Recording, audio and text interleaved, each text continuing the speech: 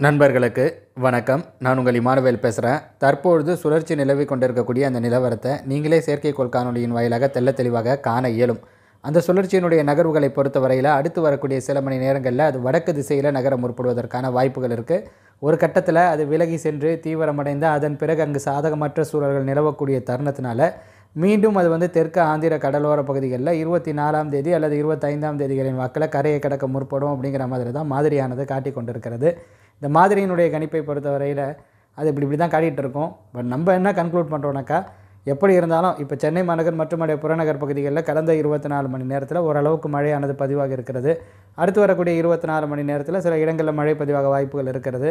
இப்போ அடுத்து வரக்கூடிய சில மணி நேரங்களிலேயே அந்த மழையானது குறைய தொடங்கிவிடும். சுழற்சியானது விலகி செல்ல முற்படுகையில் அதில் மாற்றங்கள் இருக்க போகிறது கிடையாது.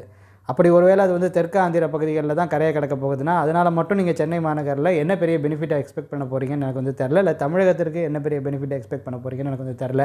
அப்புறம் அது வடகிழக்கு திசையில் மாதிரி காட்டுற மாதிரி ஒருவேளை நகர்ந்து அது அதன் பிறகு தீவிரமடைந்து குறைந்த காற்றழுத்த தாழ்வு மண்டலமாக உருவாகி அதன் பிறகு ஒரு ஆழ்ந்த காற்றழுத்த தாழ்வு மண்டலமாக உருவாகி சாதகமற்ற அமைப்பின் காரணமாக திரும்பவும் பார்த்திங்கனாக்கா அது நகர்ந்து தெற்கு ஆந்திர பகுதிகளில் டிசம்பர் 24 அல்லது 25ஆம் தேதிகளின் வாக்கில் கரையை கடந்தால் மட்டும் தமிழகத்தில் எல்லா இடங்கள்லேயும் மழையானது பதிவாக போகிறது கிடையாது.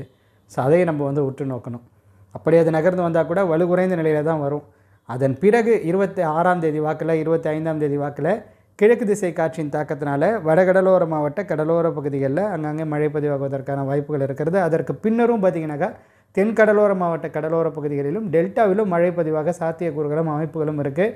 இந்த மாத இறுதியில் கூட இருக்குது. இன்னும் சொல்ல போனோம்னாக்கா ஜனவரி மாதத்தில் கூட இருக்குது. ஜனவரி 2025ஆம் ஆண்டில் கூட நம்ம மழை வாய்ப்புகளை எதிர்பார்க்கலாம். தென்கடலோரம் மற்றும் டெல்டாவின் கடலோர பகுதிகளை பொறுத்தவரையில் தென் மாவட்ட மேற்கு தொடர்ச்சி மலையை பொறுத்தவரையில் ஸோ அங்கெல்லாம் மழைக்கான சாத்தியக்கூறுகள் என்பது இருக்கிறது. பட் வடகடலோர மாவட்டங்களை பொறுத்தவரையில் புதுச்சேரி சென்னை மாதிரியான பகுதிகளை பொறுத்தவரையில் இந்த சுழற்சிக்கு பிறகு பெரிய அளவிலான ஆக்டிவிட்டீஸை நம்ம எக்ஸ்பெக்ட் பண்ண முடியாது. ஈஸ்டர்லி வேவ்னால் கிடைக்கக்கூடிய மழை என்பது ஓரளவிற்கு பெனிஃபிட் கொடுக்கும்.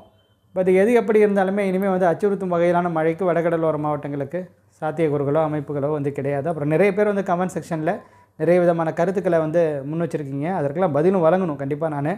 ஏன்னா ஒருத்தருடைய அந்த பாயிண்ட் ஆஃப் வியூவும் ஒரு மாதிரி இருக்குது. பட் நிச்சயமாக எல்லாருக்குமே நான் விளக்கங்கள் வழங்குகிறேன். இந்த காணொலியிலேயே அதற்கான முன்னெடுப்புகளை நான் முன்னெடுக்கிறேன். இந்த காணொலியில் உங்களுடைய கமெண்ட்டுகளை சந்தேகங்களை நீங்கள் பகிருங்க. இரவு நேர காணொலியில் அதற்கெல்லாம் நான் பதில் வழங்குகிறேன். ரொம்ப நேரம் எடுத்துக்க மாட்டேன். சட்டுன்னு அனைவருக்கும் நான் பதில் வழங்கிடுறேன். தேன்மொழி சம்பத் அப்படிங்கிறவங்க 1 மணி நேரத்திற்கு முன்பாக but IMD is informed that January also expecting rain this year 2025. அப்போ நான் என்ன சொல்ல வரேன்னாக்கா 2025 அப்படிங்கிறது ஒரு வருஷம், வேற ஒரு வருஷம். 2024ங்கிறது வேற ஒரு வருஷம். இப்போ 2024உடைய வடகிழக்கு பருவமழை காலகட்டம் என்பது அக்டோபர் 1 முதல் டிசம்பர் இறுதி வரையில் அப்படிங்கிற மாதிரி எடுத்துக்கிட்டு அதற்குள்ளாக பதிவாகக்கூடிய அந்த மழை அளவுகளை தான் அவங்க வடகிழக்கு பருவமழை காலகட்டத்திற்கான மழை அளவுகள் பட்டியலில் இடம்பெற செய்வாங்க. அதனை பொறுத்து தான் நம்ம இயல்புக்கும் அதிகமான அளவு மழை, இயல்பான அளவு மழை, இயல்புக்கும் குறைவான அளவு மழையில் பதிவாக இருக்குதுன்னு சொல்கிறோம். ஸோ அதைத்தான் நான் சொல்ல வரேன். வடகிழக்கு பருவக்காற்று மாற்றங்களுக்கு உள்ளாகுவதில் நாட்கள் இருக்கலாம். நாட்கள் அதாவது தாமதம் ஏற்படலாம். அதில் ஒரு பெரிய ஒரு விஷயம் கிடையாது.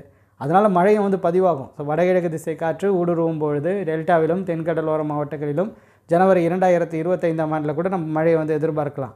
அதற்கான வாய்ப்புகள்லாம் இருக்குது.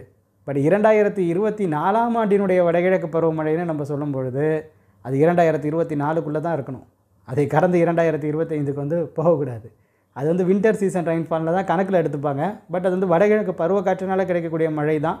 ஆனால் அது அந்த ஆண்டினுடைய அதாவது 2024ஆம் ஆண்டினுடைய மழை அளவுகள் பட்டியலில் வடகிழக்கு பருவமழை காலகட்டத்தில் பதிவான அந்த மழையில் ஜனவரியில் பதிவாகக்கூடிய மழை இடம்பெறாது. அது நீங்கள் அண்டர்ஸ்டாண்ட் பண்ணிக்கணும். அதை தான் நான் சொல்ல வரேன். ஸோ அது வேறு வருடம், இது வேறு வருடம். அதில் நம்ம ரொம்ப கிளியராக இருந்துக்கணும். நான் சொல்ல வர்றது உங்களுக்கு புரிஞ்சிருக்கும்னு நினைக்கிறேன். அப்படி இல்லைனா உங்களுடைய சந்தேகங்களை மீண்டும் இந்த காணொலியினுடைய கருத்துரை பகுதியில் நீங்கள் பகிருங்க. அதற்கு இரவு நேரத்தில் இன்னும் தெளிவாகவே நான் விளக்கங்கள் வழங்குகிறேன்.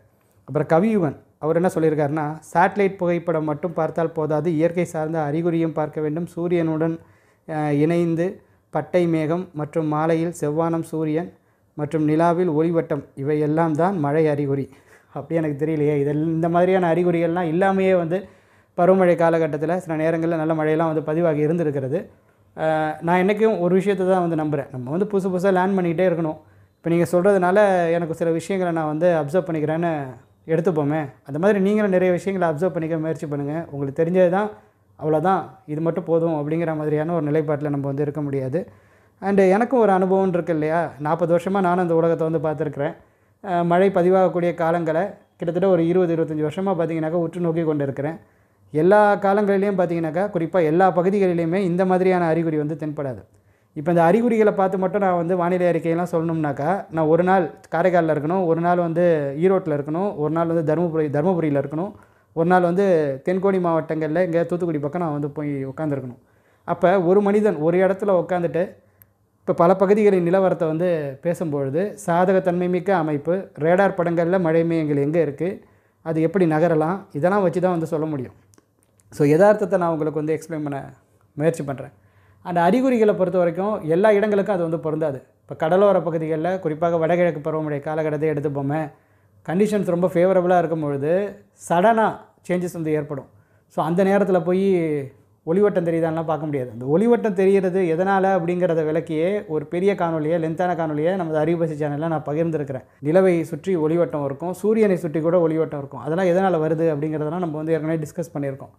ஸோ நீங்கள் சொல்கிற அந்த விஷயம் வந்து எல்லா இடங்களுக்கும் பொருந்தாதுங்கிறது தான் நிதர்சனமான உண்மை. நீங்களும் அண்டர்ஸ்டாண்ட் பண்ணியிருப்பீங்க அப்படிங்கிறத நான் வந்து நம்புகிறேன். ஏன்னா தமிழகம் முழுமைக்குமே நம்ம வந்து ஒரு ஃபோர்காஸ்ட்டை வந்து கொண்டு வந்து முன் வைக்கும் பொழுது ஒவ்வொரு ஊர்லேயும் போய் நான் ஒவ்வொரு நபரையும் ஃபோன் பண்ணி, இல்லை அனைத்து பகுதிகளில் இருக்கக்கூடிய ஒரு கிராம பகுதிகளில் இருக்கக்கூடிய நண்பர்கள் கூட அலைபேசியில் நான் வந்து கான்டாக்ட் பண்ணி அங்கே எப்படி இருக்குது கண்டிஷன்ஸ் அப்படின்னு நம்மளால் வந்து கேட்க முடியாதுங்கிறத விட அந்த அளவுக்கு கான்டாக்டும் நம்மள்ட்ட வந்து கிடையாது. அவங்களும் வந்து எல்லா நேரமும் நம்மளுக்கு வந்து ஃபோன் பண்ணி சொல்ல போகிறது கிடையாது. ஸோ இதெல்லாம் நீங்கள் வந்து புரிஞ்சுக்கணும். ஒரே விஷயத்தையே, நமக்கு தெரிஞ்ச ஒரு விஷயத்தையே, நம்ம பகுதியில் நிகழக்கூடிய ஒரு விஷயத்தையே நம்ம வந்து வச்சுக்கிட்டு அதுதான் ஒட்டு மொத்தத்துக்கும் அப்படிங்கிற மாதிரி வந்து நம்ம வந்து ஒரு கருத்தை வந்து முன்வைக்க முடியாது. இது பொதுவாக பார்த்திங்கனாக்கா பார்வையில் சில பேருக்கு வந்து கோளாறுகள் வந்து இருக்கும். அவங்க மருத்துவர்கிட்ட போகும்போது பார்த்திங்கனாக்கா சிறிய கோளாறுகள் தான். எல்லாருக்கும் தெரிகிறது வந்து நமக்கு வந்து இப்போ எவ்வளோ அந்த தூரம் கவர் ஆகுது அப்படிங்கிறதுல சில டிஃப்ரென்ஸ் வந்து இருக்கும். அது வந்து அவங்களுக்கே தெரியாது.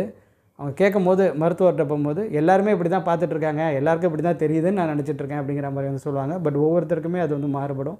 ஸோ அந்த மாதிரியான ஒரு விஷயமாக தான் இதையும் நான் வந்து பார்க்குறேன். அப்புறம் கோபாலகிருஷ்ணன் துரைசாமி அப்படிங்கிற நண்பர் வந்து சென்னையில் இன்று பரவலான மழை 19/12/24 நேற்றும் கூட அப்படின்னு சொல்லியிருக்காரு. உங்களுடைய தெரியப்படுத்தலுக்கு நன்றி. மழை அளவுகளையும் நம்ம பார்த்து கொண்டு இருக்கிறோம். ஸோ மழை அளவுகளும் கணிசமாக பதிவாகி இருக்கிறது என்பது மகிழ்ச்சி அளிக்கக்கூடிய ஒரு விஷயம்தான்.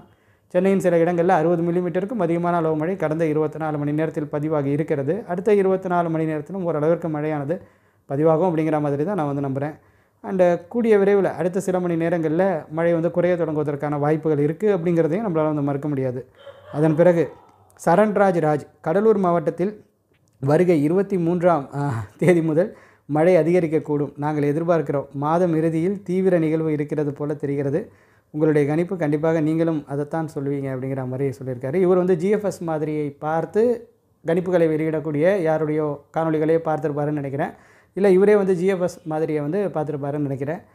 மேபி அதனால் வந்து உங்களுக்கு வந்து 23ஆம் தேதி வாக்கிலையோ இல்லை 24ஆம் தேதி வாக்கிலையோ சுழற்சி வந்து டெல்டாவுக்கெல்லாம் வரப்போகிறது கிடையாது. அதற்கான வாய்ப்புலாம் வந்து ரொம்ப குறைவு அப்படிங்கிறது தான் நிதர்சனமான உண்மை. அப்படியும் அது வந்து கடலோரத்தில் ட்ராவல் பண்ணி வந்துச்சுன்னா கடல் பகுதிகளில் அது வழுக்குன்றிய நிலையில் தான் வந்து வரும். ஸோ ஈஸ்டர்லி வேவ் மாதிரி தான் அது வந்து வரும், இல்லை ஒரு வீக்கர் சர்க்குலேஷனாக வரும். ஸோ அதனால் பார்த்திங்கனாக்கா மழையானது பதிவாகும். இப்போ மழை பதிவாகாதுன்னு யாரும் வந்து சொல்லலை, மழைக்கான வாய்ப்பெலாம் வந்து இருக்குது. பட் எந்த அளவுக்கு மழை வந்து பதிவாகும், இந்த மாதிரி வந்து நின்று நிதானமாக, இப்போ நேற்று வந்து மழை வந்து சென்னையில் வந்து பதிவாக இருக்கிறது. அதன் பிறகும் பார்த்திங்கனாக்கா சில இடங்களில் மழையானது பதிவாக இருக்கிறது. இதற்கு முந்தைய சுற்றுலெல்லாம் பார்த்திங்கனாக்கா தொடர்ச்சியான மழை எப்படிலாம் பதிவானுச்சு அப்படிங்கிறத நம்ம வந்து பார்த்துருக்குறோம். அந்த மாதிரிலாம் மழை பதிவாகுமான்னு பார்க்கும்பொழுது அந்த மாதிரியான மழைக்கெல்லாம் வாய்ப்புகள் வந்து குறைவு. அதை நம்ம வந்து ஒத்துக்கிட்டு தான் தீரணும். மேபி டெல்டாவில் தென்கடலோர மாவட்டங்களில் அடுத்தடுத்து வரக்கூடிய நாட்களிலும் கிழக்கு திசை காற்றின் சாதகத்தன்மையை பொறுத்து இல்லை லோவர் லேட்டிடியூடில் சர்க்குலேஷன் ஃபார்ம் ஆகி நகரும்பொழுது மழைக்கான வாய்ப்புகள் என்பது வந்து இருக்கலாம். அந்த பகுதிகள் என்பது வந்து வேறு. மறுபடியும் அதான் சொல்கிறேன், ஒவ்வொரு நிலப்பரப்புக்கும் இந்த வானிலை அமைப்பு என்பது வந்து மாறுகிறது. வட தமிழகத்தை பொறுத்த வரைக்கும், அதுவும் கடலூருக்கு மேலே இருக்கக்கூடிய அந்த லேட்டிடியூட்லலாம் பார்த்திங்கனாக்கா பெரிய அளவுக்கு மழைக்கான வாய்ப்புகள் இல்லை. பரங்கிப்பேட்டை பகுதிகள் மேபி பெனிஃபிட் அடையலாம், பரங்கிப்பேட்டை சீர்காழி மாதிரியான பகுதிகளெலாம் பெனிஃபிட் அடையலாம். It depends. அது கூட அந்த நேரத்தில் எப்படி இருக்குது அப்படிங்கிறத வந்து பார்த்தா தான் தெரியும். அதுக்கப்புறம் ஜெயக்குமார் ப்ரோ ரேடார் நேம் சொல்லுங்கள். ஐஎம்டி ரேடார் தான். ஐஎம்டி ரேடாரை நீங்கள் போய் பாருங்கள். ஸோ அதில் வந்து தெரியும். அப்படி நீங்கள் நிறைய தெரிஞ்சுக்கணும்னாக்கா நீங்கள் கூகுளில் போய் சர்ச் பண்ணுங்கள். ஜஸ்ட்டு ஆர்வம் மட்டும் இருந்தால் போதும். நீங்கள் நிறைய விஷயங்கள் கற்றுக்கணுன்னாக்கா கற்றுக்கலாம். அண்டு கற்றுக்கிட்டதை இன்னும் நீங்கள் வந்து மெருகேற்றிக் கொள்வதற்கு நிறைய விஷயங்கள் தெரிஞ்சு கொள்ளுங்க. இதெல்லாம் எப்படி நடக்குது, அதெல்லாம் அப்படி நடக்குது அப்படிங்கிறத தெரிந்து கொள்ளுங்கள். ரேடார் இமேஜஸ் ஃபார் இந்தியா அப்படின்னு சொல்லி போடுங்க. உங்களுக்கு தெரியும் என்ன ரேடார் இமேஜஸ் கிடைக்குதுன்னு பார்த்துடலாம். அது மாதிரி நிறைய கிடைக்கும் உங்களுக்கு. நிறைய இருக்குது, ஏகப்பட்டது இருக்குது, கணக்கில் அடங்காதது. பட் சத்யான் கேபி வந்தவாசிக்கு மழை இல்லை அப்படின்னு சொல்லியிருக்காரு.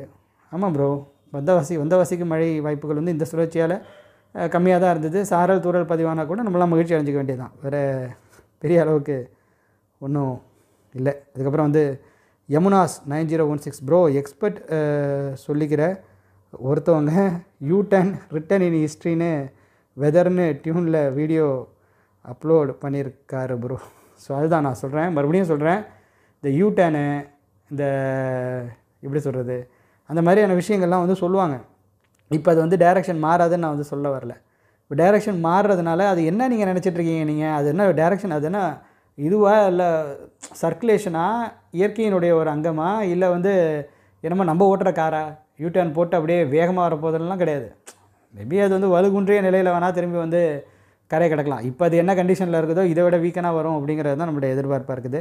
ஸோ தேவையில்லாமல் இந்த டிசம்பர் மாதம் வந்துட்டுனா ஒரு விஷயத்தை நான் சொல்கிறேன். டிசம்பர் மாதத்தில் இப்போ வந்து முடிய போகுது. ஆல்மோஸ்ட் நம்ம வந்து எண்டுக்கு வந்துட்டோம். இனிமேல் வீடியோலாம் வியூஸ்லாம் போகாது. அப்போ வந்து ஏதாவது ஒன்று நடக்க போகுதுனாக்கா அதை கொஞ்சம் மிகைப்படுத்தி கொஞ்சம் அப்படி இப்படி சொன்னால் தான் வந்து ஒர்க் அவுட் ஆகும். ஸோ அதனால் யார் வேணாலும் எது வேணாலும் சொல்லலாம்.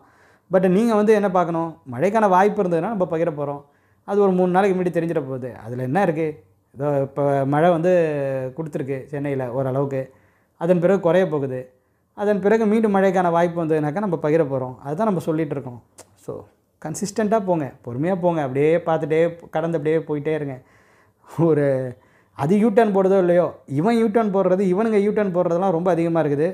இந்த டிசம்பர் மாதம் வந்துட்டாலே, இந்த வடகிழக்கு பருவமழை காலகட்டம் வந்துட்டாலே இவனுங்க ஒரு நாளும் மாடல்ஸை பார்த்துட்டு ஏதாவது ஒரு செய்தியை வந்து கொளுத்தி போட்டுகிட்டே இருப்பானுங்க. நாளைக்கு ஏதாவது சொல்லுவானுங்க. இதே தான் அவனுங்க கதை. அண்டு அதில் கொஞ்சம் எக்ஸ்ட்ரா ட்விஸ்ட்டு கூட அவனுங்க ஆட் பண்ணுவானுங்க. அதுக்கப்புறம் அது நடக்கலைன்னா அவனை கேட்க மாட்டேங்கிறீங்களே, அது ஒரு ரீசனாக இருக்குல்ல. நடக்கலைனாக்கா அவன் சட்டையை பிடிச்சி ஏன் நடக்கலை, நீ சொன்னியே, நீ இப்படிலாம் எங்களை வந்து பயமுறுத்தி விட்டியே, ஏன் நடக்கலைன்னு போய் கேளுங்க. அப்படி இல்லைன்னா பயப்படாமல் இருக்க கற்றுக்குங்க. பொறுமையாக அதை அனலைஸ் பண்ணால் ஒன்றும் பிரச்சனை கிடையாது. திரும்பி வந்து மழை கொடுக்க போகுதுனாக்கா, மழை கொடுக்கறதுக்கு வாய்ப்பு இருந்ததுன்னா ஒரு 2 நாளைக்கு முன்னாடி சொல்லிட்டு போகிறோம். மழை வந்ததுன்னா மகிழ்ச்சியோடு அதை வரவேற்றுக்கொள்ளுங்க. பட் மழை வந்தால் மட்டும் எந்த அளவுக்கு வந்துருங்கிறதுல எனக்கு வந்து நிறைய முரண்கள் இருக்குது. ஸோ பெரிய அளவில் மழைக்கான வாய்ப்புகள் கிடையாது. டெல்டா மற்றும் தென்கடலோர மாவட்டங்களுக்கு மேபி ஆக்டிவிட்டீஸ் வந்து இம்ப்ரூவ் ஆகலாம். அதற்கான வாய்ப்புகள் வந்து உண்டு. அதுவும் கடலோர பகுதிகள், தென் மாவட்ட மேற்கு தொடர்ச்சி மலைப்பகுதிகள் கூட பெனிஃபிட் வந்து அடையலாம். அதுக்கப்புறம் ஜெயக்குமார் அப்படிங்கிற நண்பர் வந்து அவரும் தான் அந்த ரேடார் நேம். அதுக்கப்புறம் வந்து யமுனாஸ் அவர் தான் சொல்லியிருக்காரு. Ponneri very light rain only bro அப்படின்னு சொல்லியிருக்காரு. நன்றி, உங்களுடைய தெரியப்படுத்தலுக்கு நன்றி. இப்போ மழை அளவுகளையும் நான் அந்த காணொலியின் இறுதியில் பகிர்வேன். அதில் இன்னுமே நமக்கு தெரிஞ்சிட்டோம். அண்டு அதான் என்ன கிடைக்குதோ அதை நம்ம அப்படியே அக்செப்ட் பண்ணிக்க வேண்டியதான். Arun Bala sir, why yesterday night looking warm அப்படிங்கிற மாதிரி வந்து சொல்லியிருக்காரு. நீங்கள் எந்த பகுதியில் இருக்கீங்க அது தொடர்பாக வந்து பகிருங்க. அப்போ தான் நம்மளால் வந்து ஒரு கன்க்ளூஷனுக்கு வர முடியும். அது என்ன நிலவரம் அப்படிங்கிறத நம்மளால் வந்து சொல்ல முடியும். அதுக்கப்புறம் இம்தியாஸ் அகமது 4881 அப்படிங்கிற நண்பர் வந்து நாகையில் மழை எப்போ வரும், அதுக்கப்புறம் அவரே தான் கேட்டிருக்காரு டெல்டாவில் எப்போ மழை வரும். 25ஆம் தேதி வாக்கில் அல்லது அதற்கு பிறகு வரக்கூடிய நாட்களில் ஒரு 2 நாட்கள் மழைக்கான வாய்ப்புகள் என்பது வந்து இருக்கலாம். அது கூட பார்த்திங்கனாக்கா எல்லா இடங்களிலையும் ரொம்ப பரவலான மழை பொழிவை ரொம்ப அதிக அளவில் ஏற்படுத்தும் அப்படிங்கிற மாதிரிலாம் கிடையாது. அதன் பிறகு அடுத்த சுற்று லோவர் லாட்டிடியூடில் சர்க்குலேஷன் ஃபார்ம் ஆகி நகர்ந்து வந்ததுன்னா, இல்லை பூமியினுடைய தெற்கு அரைகோளத்தில் சுழற்சிகள் வந்து வீரியம் அடையும் பொழுது அதன் காரணமாக இங்கே காற்றின் திசையில் வந்து வேகம் வந்து ஏற்பட்டு, ஏன்னா வடக்கு அரைகோளத்தில் சர்க்குலேஷன் இருந்ததுன்னா பூமியினுடைய தெற்கு அரைகோளத்தில் குறிப்பாக அந்த equatorial Indian ocean, southern Indian ocean சொல்கிறோம் இல்லையா, அங்கெல்லாம் பார்த்திங்கனாக்கா விண்ட் ஸ்பீட் வந்து இன்க்ரீஸ் ஆகும். ஸோ அந்த மாதிரி பூமியினுடைய தெற்கு அரைகோளத்தில் ஆக்டிவிட்டீஸ் வந்து இம்ப்ரூவ் ஆகும்பொழுது இங்கேயும் வந்து பார்த்திங்கனாக்கா ஈக்குட்டோரியல் இந்தியன் ஓஷனில் நம்ம வங்கக்கடல்லையும் சரி நம்ம அரபிக்கடல்லையும் சரி விண்ட் ஸ்பீடில் சேஞ்சஸ் வந்து இருக்கும். ஸோ அதனால தான் நம்ம வந்து ஈஸ்டர்லியோனால மழை கிடைக்க வாய்ப்புகள் இருக்குது அப்படிங்கிற மாதிரி வந்து சொல்கிறோம். அது என்னங்கிறத நம்ம வந்து பார்க்கலாம் அடுத்தடுத்து வரக்கூடிய நாட்களில். ஸோ பொறுமையாக இருங்க, வெயிட் பண்ணுங்கள். சும்மா கண்ட வெதர் ப்ரெடிக்ஷன்ஸ்லாம் பார்த்து ஓவராக காம்ப்ளிகேஷன்ஸ் பண்ணிக்காதீங்க. இது என்னோட தனிப்பட்ட கருத்து தான், அது ஓப்பனாக சொல்லிடுறேன். 1000 பேர் 1000 சொல்லலாம். பட் உங்கள் கையிலே ஆப் இருக்குது, அதை வச்சு நீங்களே பார்த்துக்கலாம். அதில் இருக்கக்கூடிய சில குளறுபடிகளை, சில தவறுகளை நம்ம தெளிவுபடுத்துறதுக்கு தான் இந்த மாதிரி சேனல்லாம் வச்சுருக்கோம். ஸோ அந்த மாதிரி ஒரு கன்க்ளூஷனுக்கு கொண்டு வந்தால் நல்லாயிருக்கும். பொறுமையாக காத்திருந்து அழகாக மூவ் ஆன் பண்ணி போயிட்டே இருந்தால் பெட்டராக இருக்கும். அதை விட்டுட்டு ஓவர் கான்ஃபிடென்ட்னு கூட சொல்ல முடியாது. அவனுங்களுக்கே கான்ஃபிடென்ட் கிடையாது. சும்மா இந்த வெதர் மாடலை பார்த்து ஒரு நாளும் இது இப்படி காட்டுது, அது இப்படி காட்டுது, அது இப்படி காட்டுது, இது இப்படிலாம் நடக்க போகுது, அது இப்படி நடக்க போகுதுன்னு ஒரு வாரத்துக்கு முன்னாடி ஒருத்தன் சொல்லுவான். அது அடுத்த நாளே அவனே வந்து மாற்றிப்பான். அதுக்கு அடுத்த நாள் அவன் வந்து வேறு ஒரு மாதிரி மாடல் வந்து காட்டும், அப்போ வந்து மாற்றிப்பானுங்க. இந்த கூட்டத்தை நம்பி நீங்களும் வந்து ஒரு நாளும் ஒரு கதையை உலகம் முழுக்க பரப்பி உங்கள் ஃப்ரெண்டுக்கும் ஷேர் பண்ணி சும்மா இருக்கிற அவங்களையும் வந்து நீங்கள் வந்து ப்ரெஷருக்கு உள்ளாக்கிக்கிட்டு இருக்கீங்க. ஸோ தேவையில்லாத விஷயங்களை, அவசியமில்லாத விஷயங்களை நம்ம பெருசாக ஒன்றும் பேச தேவையில்லை. ஏன்னா ஆல்மோஸ்ட் நம்ம டிசம்பர் மாதம் எண்டுக்கு வந்துட்டோம். இந்த நேரத்துலையும் கூட இந்த மாதிரி ஒன்று பண்ணிருக்கிறது தான் கொஞ்சம் கொடூரமாக இருக்குது. பார்க்கலாம், நீங்கள் பார்க்க தானே போகிறீங்க அடுத்து வரக்கூடிய நாட்களில் என்ன நடக்குது அப்படிங்கிறத. அதுக்கப்புறம் கடந்த 24 மணி நேரம் மழை அளவுகளை பொறுத்தவரையில் பேசின் பிரிட்ஜ் சென்னையில் 67 மில்லிமீட்டர், கத்திவாக்கம் சென்னை மாநகர் 65 மில்லிமீட்டர், பெரம்பூர் மாநகராட்சி பூங்கா சென்னை மாநகர் 64 மில்லிமீட்டர், திருவொற்றியூர் சென்னை மாநகர் 64 மில்லிமீட்டர், தண்டையார்பேட்டை சென்னை மாநகர் 60 மில்லிமீட்டர், சென்னை மாவட்ட ஆட்சியர் அலுவலகம் சென்னை மாநகர் 48 மில்லிமீட்டர். இவை தவிர்த்து ஜோன் 6 பெரம்பூர் சென்னை மாநகர் 48 மில்லிமீட்டர். மழை மானிகள் அதிகமாக வைங்கன்னு நிறைய விஷயங்களை வந்து நம்ம இருக்க முன்னாடி வந்து ஷேர்லாம் பண்ணியிருந்தோம். அண்டு நிறைய பேரும் வந்து எங்கள் ஊரில் மழை மணிலாம் வேணும்லாம் கேட்டிருந்தாங்க. ஒட்டுமொத்த மழை மணியும் தூக்கி சென்னையில் வச்சுட்டா என்ன, ஜோன் 6, ஜோன் 5, ஜோன் 4ன்னு ஏகப்பட்டது. இருக்கிற பில்டிங்லலாம் மழை மணியை வைக்கக்கூடிய ஆற்றல் இருக்குங்கிறதுக்காக எல்லா இடத்துலையும் வச்சிடுறதா? போதும், ஒரு பகுதிக்கு ஒரு மழை மணியே போதுமானது. இதில் ஜோன் 5, ஜோன் 6, ஜோன் 4ன்னு நிறையவே இருக்குது. இதுக்கு பதிலாக நிறைய கிராமிய பகுதிகளில் மழை மணிகள் இல்லை, அங்கெல்லாம் வச்சு மெஷர் பண்ணுறதுக்கு எதுவான நடவடிக்கைகள் எடுக்கலாம் அப்படிங்கிறது தான் என்னுடைய கருத்தாக இருக்கிறது. இப்பொழுது நுங்கம்பாக்கத்தில் 46 மில்லிமீட்டர், அம்ஜிகரையில் 45 மில்லிமீட்டர், ஐஸ் ஹவுஸில் 44 மில்லிமீட்டர், ஐநாவரம் தாலுக்கா அலுவலகத்தில் 39 மில்லிமீட்டர், அடையாறில் 39 மில்லிமீட்டர். ஸோ நிறைய இடங்கள் சென்னை மாநகர் பகுதிகள் தான். இவை போக திருவண்ணாமலை மாவட்டத்தில் செங்கம் சுற்றுவட்டார பகுதிகளில் 19 மில்லிமீட்டர் அளவு மழையானது பதிவாக இருக்கிறது. நேற்று கூட ஒரு நண்பர் ஒருத்தர் சொல்லியிருந்தார் இல்லையா, மேல் செங்கம் பகுதிகளெல்லாம் 40 நிமிஷம் மழையானது பதிவானுச்சுன்னு. நேற்று இரவு நேர காணொலியில் அவர் வந்து ஒரு கருத்தை வந்து சொல்லியிருந்தார். அந்த கருத்துக்கு நான் விளக்கங்களை வழங்கியிருந்தேன். இவை போக திருவள்ளூர் மாவட்டம் பொன்னேரியில் 22 மில்லிமீட்டர், கடவனூர் இது வந்து கள்ளக்குறிச்சி மாவட்ட பகுதி, அங்கே 20 மில்லிமீட்டர் அளவு மழையானது பதிவாக இருக்கிறது. பிற பகுதிகளில் பெரும்பாலான பகுதிகள் வந்து சென்னை மாநகர் பகுதிகள் தான். சங்கராபுரத்தில் 18 மில்லிமீட்டர், இது வந்து நம்ம கள்ளக்குறிச்சி மாவட்ட பகுதி. கும்மிடிப்பூண்டியில் 18 மில்லிமீட்டர், ஈரோடு மாவட்டம் சத்தியமங்கலத்தில் 13 மில்லிமீட்டர். ஸோ இது வந்து நோட் பண்ண வேண்டிய விஷயம், நோட் பண்ணிக்கோங்க பாய்ஸ் அண்ட் கேர்ள்ஸ் அப்படிங்கிற மாதிரி. ஸோ ஈரோடு மாவட்டத்தினுடைய வடக்கு பகுதியான சத்தியமங்கலத்தில் 13 மில்லிமீட்டர் அளவு மழையானது பதிவாக இருக்கிறது. அதே போல் பார்த்திங்கனாக்கா அடையாமடை கன்னியாகுமரி மாவட்டம், அங்கே 13 மில்லிமீட்டர். ஸோ கன்னியாகுமரி மாவட்ட பகுதிகளிலும் மழையானது பதிவாக இருக்கிறது. கொடிவேரியில் 12 மில்லிமீட்டர் லாஸ்ட் 24 ஹவர்ஸில். வேலூர் மாவட்டம் காட்பாடியில் 10 மில்லிமீட்டர். இவை போக நிறைய இடங்களில் மழை மேகங்கள்லாம் பதிவாக இருக்கிறது. மழையும் வந்து பதிவாக இருக்கிறது. கிளாம்பாக்கம் பேருந்து நிலையத்தில் கூட 10 மில்லிமீட்டர் அளவு மழையானது பதிவாக இருக்கிறது. ஜமுனமரத்தூர் ஜவ்வாது மலை பகுதி திருவண்ணாமலை மாவட்டம் 9 மில்லிமீட்டர், சோழவரத்தில் 8 மில்லிமீட்டர், பூந்தமல்லியில் 9 மில்லிமீட்டர். அதே போல் பார்த்திங்கனாக்கா பெரும்பாலான இடங்கள் வந்து சென்னை மாநகர் மற்றும் உடைய புறநகர் பகுதிகளாக தான் இருக்கிறது. இவை போக திருவண்ணாமலை மாவட்ட பகுதிகளிலும் நம்ம கன்னியாகுமரி மாவட்டத்தினுடைய சில இடங்களிலும் மழையானது பதிவாக இருக்கிறது. சுரலக்கோடலெல்லாம் கூட 3 மில்லிமீட்டர் அளவு மழையானது பதிவாக இருப்பது என்பது நமக்கு தெரிய வருகிறது. இதில் வந்து ரொம்ப ஹைலைட்டான விஷயம் என்னென்னாக்கா சத்தியமங்கலம் கொடிவேரி மாதிரியான பகுதிகளில் பதிவான இந்த மழை தான். ஓரளவிற்கு பெட்டரான ரெயின்ஃபால் தான் அது. 13 மில்லிமீட்டர் 12 மில்லிமீட்டராக இருந்தாலும் 10 மில்லிமீட்டருக்கும் அதிகமான அளவு மழை இந்த காலகட்டத்தில் அந்த இடங்களெல்லாம் பதிவாக இருக்குது அப்படிங்கிறதையும் நம்ம வந்து பார்க்குறோம். அவ்வளோதான் தொடர்களை இந்த காணொலியை பொறுத்த வரைக்கும். இந்த காணொலி நிச்சயமாக உங்களுக்கு பயனுள்ள வகையில் அமைந்திருக்கும் அப்படிங்கிற மாதிரி நான் உறுதியாகவே நம்புகிறேன். உங்களுக்கு இந்த காணொலி பயனுள்ளதாக அமைந்திருக்குன்னு தோணுச்சுன்னா நீங்கள் இந்த காணொலியை லைக் செய்து கொள்ளுங்கள், உங்கள் நண்பர்களுடன் பகிர்ந்து கொண்டு ஷேர் செய்து கொள்ளுங்கள். மறக்காமல் நம்முடைய யூடியூப் பக்கத்திற்கோ அல்லது முகநூல் பக்கத்திற்கோ ஃபாலோ அல்லது சப்ஸ்கிரைப் செய்து வைத்துக்கொள்ளுங்கள். வானிலை தொடர்பான மேலும் பல சுவாரஸ்யமான தகவல்களுடன் அடுத்தடுத்த காணொலிகளில் உங்கள் அனைவரையும் சந்திக்கிறேன். அதுவரையில் உங்களிடமிருந்து விடைபெற்றுக் கொள்வது உங்கள் இமானுவேல். நன்றி, வணக்கம்.